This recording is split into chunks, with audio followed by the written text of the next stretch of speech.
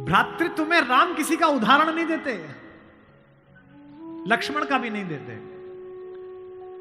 जब हनुमान को गले लगाते हैं तो ये नहीं कहते कि तुम लक्ष्मण जैसे भैया हो मेरे, तुम मोहि प्रिय ही भरत संभाई।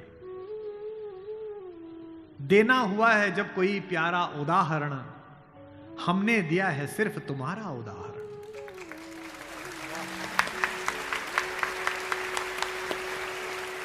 कि भरद्वाज से भरत ने पूछा कि भैया मुझे माफ तो कर देंगे ना, मैंने इतनी बड़ी गलती की, एक ऐसी गलती जो भरत ने की नहीं, उसके पश्चाताप में है भरत। मां ने इतनी गलती की, मुझे माफ तो कर देंगे। भरद्वाज ने कहा, हे राजन, मुझे पता नहीं कि तुम्हारे बड़े भाई तुम्हें कितना प्रेम करते हैं या नहीं, लेकिन जब वो यहां से जा रहे थे और सुबह के समय उन्होंने गंगा पार करने के लिए पुरोहित को बुलाकर स्वस्ति वाचन का मंत्र किया, तो बड़े खुश थे, प्रसन्न थे कि मैं वनवास पे जा रहा हूं, चेहरे पे मुस्कुराहट थी। लेकिन पुरोहित ने हाथ में जल दिया और जैसे ही पुरोहित के मंत्रों के बीच में निकला कि जम्बू द्वीपे भरत खंडे, और जैसे ही भरत सुना, राम के हाथ से जल गिर गया और वो जमीन पर गिर पड़े और हाय भरत चिल्लाने लगे, इतना प्रेम तुम्हें राम करते हैं।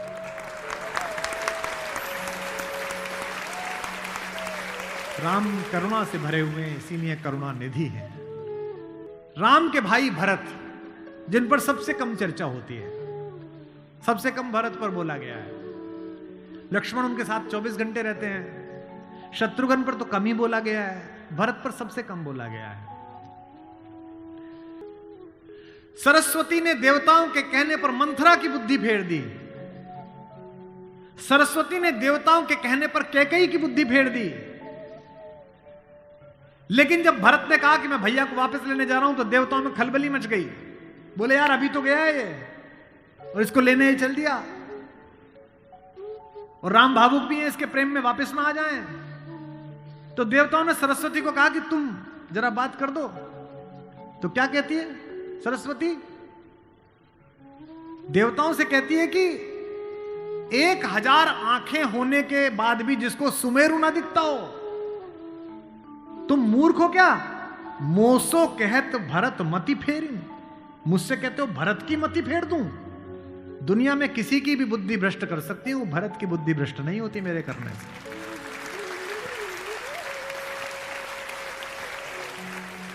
भरत जब भैया को ढूंढते हुए निकले तो पूरे खानदान को लेकर निकले। भरत ने कहा किसी की तो मान लेंगे, कौशल्या की मान लेंगे, ससुर को भी लेकर गए। जब पहली रात भरत वहीं रुके जहां राम रुके थे, भरद्वाज के आश्रम में। सुबह चलते समय भरत संकोच में थे, तो भरद्वाज ने कहा कि राजन, क्योंकि राजा हो चुके थे, आपके चेहरे पर संकोच है। तो भरत ने डरते हुए कहा कि महर्षि मैं डरा हुआ हूं, मेरी मां ने इतनी बदतमीजी की बात कर दी, मैं बाहर था। भरत को नहीं बताया गया था कि पिता दिवंगत हो गए, पता है आपको ये बात थी? भरत को संदेश भेजा गया था तो उसमें यह नहीं कहा गया था कि पिता एक्सपायर कर गए, यह कहा गया था कोई इमरजेंसी है, घर आओ। अयोध्या के बाहर नंदीग्राम में इनके पूर्वजों का एक मंदिर था, जहां इनके पूर्वजों की प्रतिमाएं लगी हुई थी, मानधाता की, दिलीप की, रघु की, अज की, नहुष की। वहां भरत रास्ते में रुके अपनी सेना के साथ पूजन करने के लिए कि पूर्वजों का पूजन कर लो, पुरखों का। पुरोहित ने हाथ में थाली दी, तो पहले इसका पूजन प्रथु, जो सबसे पहले जिनके कारण ये पृथ्वी कहलाती है, इनके घर के, फिर मानधाता का, फिर राजा बलि का जिन्होंने अपना मांस दे दिया था, रंतिदेव का। पूजन करते करते अज, रघु, दिलीप तक आए, और जैसे ही उन्होंने अगली मूर्ति देखी तो देखी पिताजी की मूर्ति। तेज तो थे ही, उन्होंने पुरोहित की तरफ देखा कि ये क्या? पुरोहित की आंख में आंसू, उसने कहा कि महाराज नहीं रहे, और भरत के हाथ से थाली छूट गई। भरत ने कहा मुझे किसी ने बताया क्यों नहीं कि पिताजी दिवंगत हो गए, क्या हुआ था? बोले राम को वनवास मिल गया। भैया को वनवास क्यों मिल गया? आपकी मां ने मांग लिया। भरत घोड़ा दौड़ाते हुए अयोध्या तक पहुंचे, रोते हुए। सोच के देखिए, भरत जैसा भाई भ्रातृत्व में राम किसी का उदाहरण नहीं देते, लक्ष्मण का भी नहीं देते। जब हनुमान को गले लगाते हैं तो ये नहीं कहते कि तुम लक्ष्मण जैसे भैया हो मेरे, तुम मोहि प्रिय ही भरत संभाई। देना हुआ है जब कोई प्यारा उदाहरण, हमने दिया है सिर्फ तुम्हारा उदाहरण।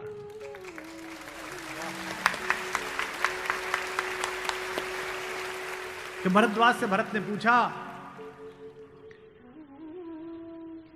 कि भैया मुझे माफ तो कर देंगे ना, मैंने इतनी बड़ी गलती की, एक ऐसी गलती जो भरत ने की नहीं, उसके पश्चाताप में है भरत। मां ने इतनी गलती की, मुझे माफ तो कर देंगे? भरद्वाज ने कहा, हे राजन, मुझे पता नहीं कि तुम्हारे बड़े भाई तुम्हें कितना प्रेम करते हैं या नहीं, लेकिन जब वो यहां से जा रहे थे और सुबह के समय उन्होंने गंगा पार करने के लिए पुरोहित को बुलाकर स्वस्ति वाचन का मंत्र किया, तो बड़े खुश थे, प्रसन्न थे कि मैं वनवास पे जा रहा हूं, चेहरे पे मुस्कुराहट थी। लेकिन पुरोहित ने हाथ में जल दिया और जैसे ही पुरोहित के मंत्रों के बीच में निकला कि जम्बू द्वीपे भरत खंडे, और जैसे ही भरत सुना, राम के हाथ से जल गिर गया और वो जमीन पर गिर पड़े और हाय भरत चिल्लाने लगे। इतना प्रेम तुम्हें राम करते हैं।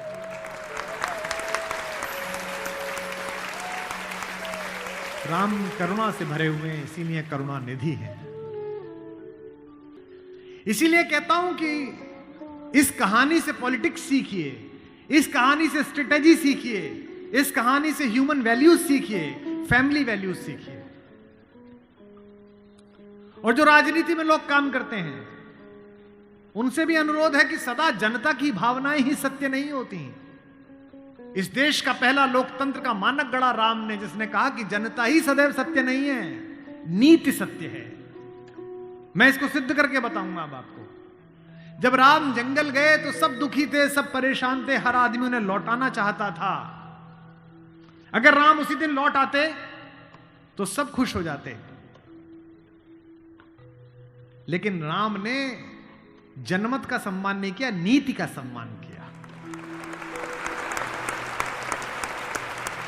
जब पहली बार चित्रकूट पहुंचे तो वन देवी उनका स्वागत करने के लिए आई। वन देवी ने पूछा कि आप मेरे यहां विश्राम करने आए हैं, मैं आपके लिए क्या कर सकती हूं? तो राम ने क्या मांगा होगा सोचो। राम ने कहा कि हे वन देवी, बाकी सब ठीक है, निभा लेंगे, पर्णकुटी बना लेंगे, फल फूल खा लेंगे, जिस रास्ते से मैं आया हूं उसके कांटे हटा देना। वन देवी ने कहा कि आप तो आ चुके, अब कांटे हटाऊं ना हटाऊं इससे क्या? राम ने जो उत्तर दिया वो आपकी आंख भिगोने के लिए काफी है। राम ने कहा कि मेरी तो कोई दिक्कत नहीं है, मेरे पैर में कांटे लग गए, पर मुझे ढूंढता ढूंढता मेरा भाई भरत इसी रास्ते से आएगा, उसको कांटे नहीं चुभने चाहिए, कांटे हटा दे।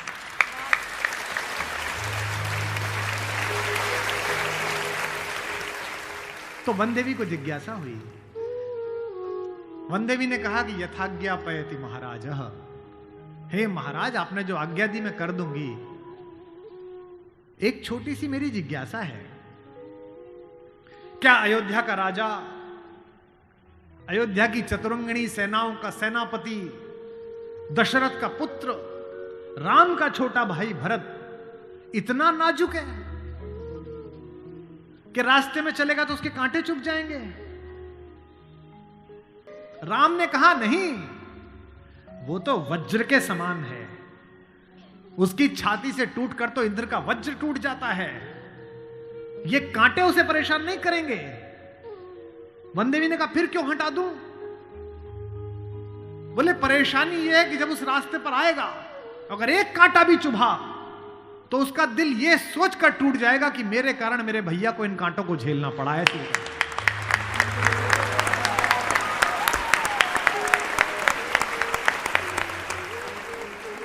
बिना चप्पलों के भरत चले, और जब चले तो भाई मृदु भूमि सकुच मन मन ही, भूमि भी संकोच से भर गई।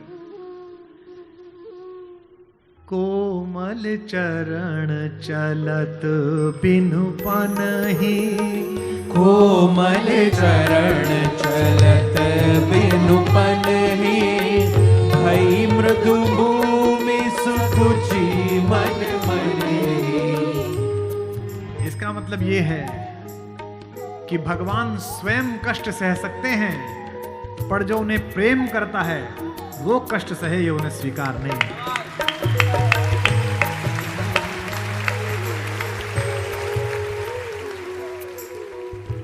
चित्रकूट में रात्रि का समय है, चांदनी खिली हुई है, चंद्रमा निकला हुआ है। ये वो पल था जहां से राम की कहानी पलट सकती थी। अगर दशरथ के अंधेरे कक्ष का एक निर्णय राम को इस जंगल तक लाया है मित्रों, तो आज इस पूर्णमासी के चांद के नीचे का राम का एक निर्णय राम को वापस अयोध्या ले जा सकता है या लंका ले जा सकता है। ये वो रात थी। मुझसे कोई पूछता है कि राम कथा की सबसे महत्वपूर्ण रात्रि कौन सी है, जिस दिन लक्ष्मण को मूर्छा आई वो भी महत्वपूर्ण नहीं थी, क्योंकि पता था कि बच जाएंगे। जिस दिन सीता का अपहरण हुआ वो रात्रि भी महत्वपूर्ण नहीं थी। यही रात महत्वपूर्ण थी, यही रात अंतिम, यही रात भारी, जिसमें भरत, शत्रुघ्न, तीनों माताएं, गुरु वशिष्ठ, ससुर साहब, सास, सब आए हैं कि बस राम लौट चलो। तदनंतर बैठी सभा उटज के आगे, नीले वितान के तले दीप बहु जागे, टकटकी लगाए नयन सुरों के थे वे।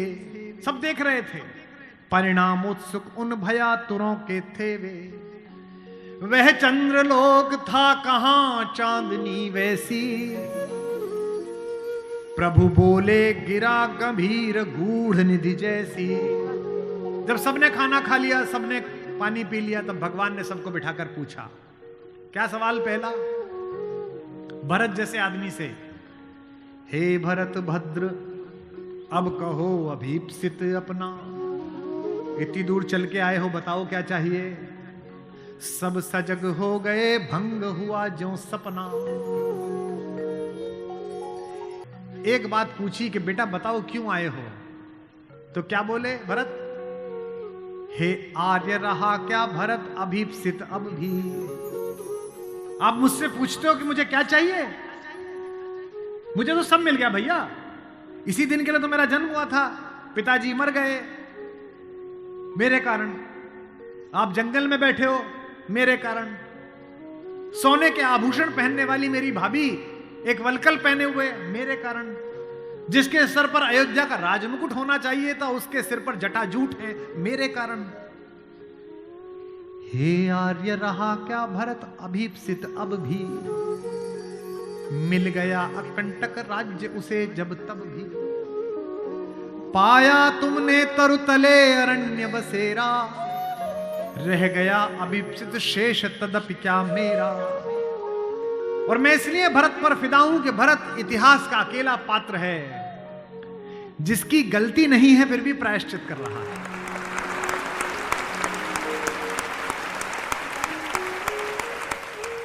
भरत अकेले हैं जिनकी कोई गलती नहीं है, उनकी मां की गलती है और वो प्रायश्चित कर रहे हैं। यहीं से राम का लोकतंत्र प्रारंभ होता है। कैसे? पूरी अयोध्या सोचती है कि कैकेयी अपराधीन है। राम उस रात दो काम करते हैं। भरत को लोकतंत्र का मंत्र देते हैं और कैकेयी को स्वीकार करके क्षमा का मंत्र देते हैं। उन्हें पता था कि अगर भरत लौट भी जाएगा तो जीवन भर मां से बात नहीं करेगा, पूरी अयोध्या इनके नाम पर नाराज रहेगी। इसलिए जब तीनों माएं पहुंची हैं, प्रथम राम भेंटी कैकेयी। राम ऐसे थोड़ी है कि हायरार्की नहीं जानते हो कि पहले अपनी बड़ी मां का प्रणाम करें, फिर सुमित्रा का प्रणाम करें, फिर कैकेयी का प्रणाम करें। उनको पता था कि कैकेयी के बारे में लोगों के मन में अच्छी धारणा नहीं है। अगर देश के प्रधानमंत्री, आपके प्रदेश की मुख्यमंत्री किसी ऐसे व्यक्ति को मिल लें जिसके बारे में आपकी अच्छी धारणा न बन रही हो, तो आपकी धारणा बदलती है कि प्रधानमंत्री मिले थे, मुख्यमंत्री मिली थी, इसका मतलब अच्छा है। अगर ऐसे व्यक्ति की प्रशंसा कर दें, वो तो राम है, उनको पता है कि कैकेयी की मनोदशा कैसी है। और कैकेयी खुद कहती भी है, कहती है बेटे मुझसे जो अपराध हुआ है वो किसी से नहीं हुआ है। कहते आते थे अभी सभी नरदेही, माता न कुमाता पुत्र को पुत्र भले ही, पर हाय आज यह सुने विरुद्ध विधाता, है पुत्र पुत्र ही बनी कुमाता माता। क्या कहती हैं? युग युग तक चलती रहे कठोर कहानी, थी रघुकुल में भी एक अभागिन रानी, थूके मुझ पर त्रैलोक्य भले ही थूके, जो कोई कह सके कहे क्यों चूके। लेकिन एक बात मांगती हूं राम तेरे दरबार में, छीने न भरत का किंतु मातृपद मुझसे, रे राम दुहाई करूं और क्या तुझसे।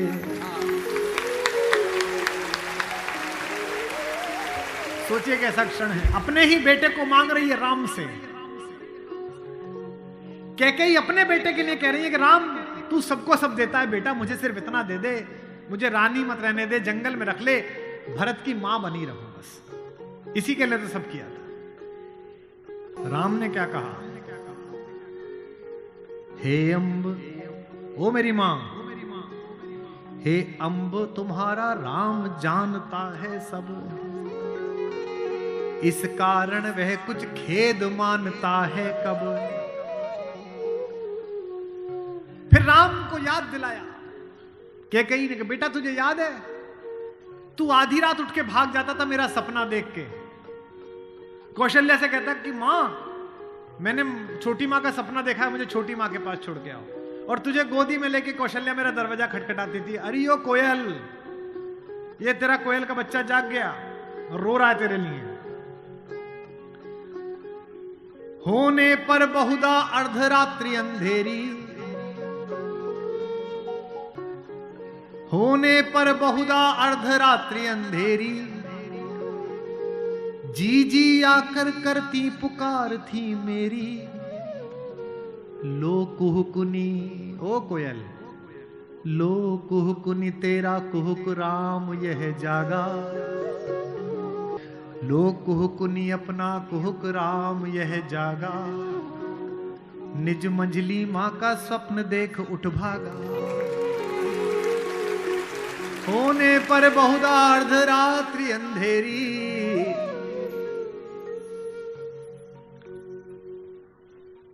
राम ने क्या कहा? मैं वही राम तू वही कैकेयी मेरी, कि 100 बार धन्य वह एक लाल की माई। कौन? 100 बार धन्य वह एक लाल की माई, जिस जननी ने है जना भरत सा भाई।